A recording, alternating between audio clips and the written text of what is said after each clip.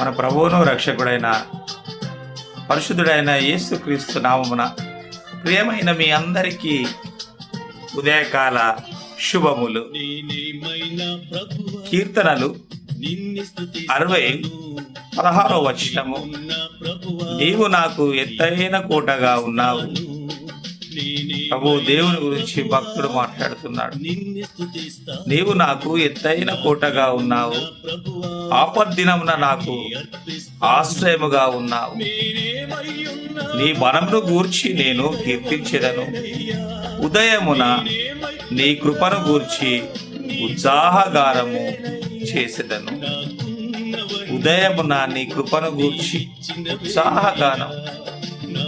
నీవు నాకు ఎత్తైన కోటగా ఉన్నావు.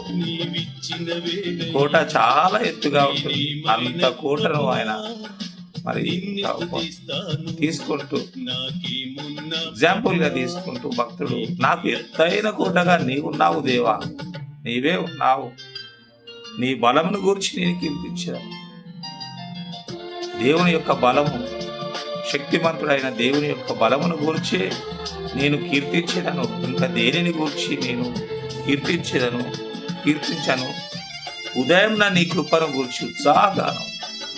గడిచిన రాత్రంతే దేవుడు మనల్ని కాపాడాడు.